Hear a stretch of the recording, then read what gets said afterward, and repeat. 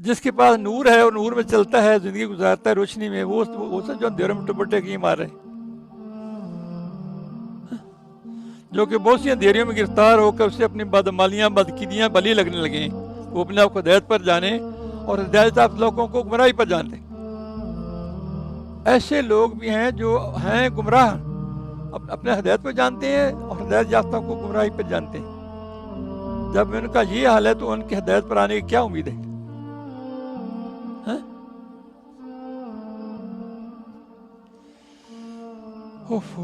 میں نے پہلے شاید آپ کو سنایا تھا کہ بکرات نے کہا، کیا خوب کہا، اس نے کوئی روگ نہیں ایسا کہ جس کی دوا کی نہ خالق نے پیدا،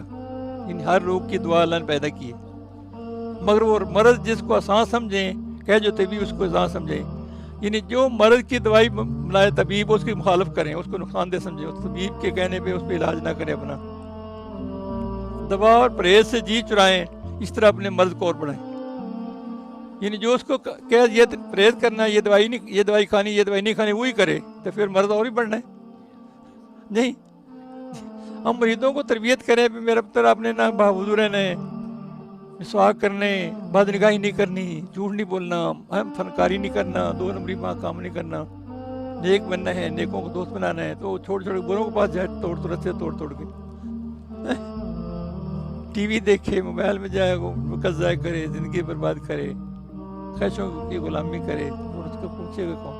اس کا حل کیا ہو؟ بندہ زہر کھاتا اثر تو ہوگا، پھر بروں کے پاس جائے گا اثر تو ہوگا، صحبت کا اثر نہیں ہوتا کیا؟ اس کے سانسوں کی تاثیر ہوتی، اچھے برے بندے کی سانس کی تاثیر ہوتی ہے، اور انسان میں دوست ایمان پہ ہوتا ہے، جیسا کہ دوست ہوتا ہے اس کا اثر لیتا ہے،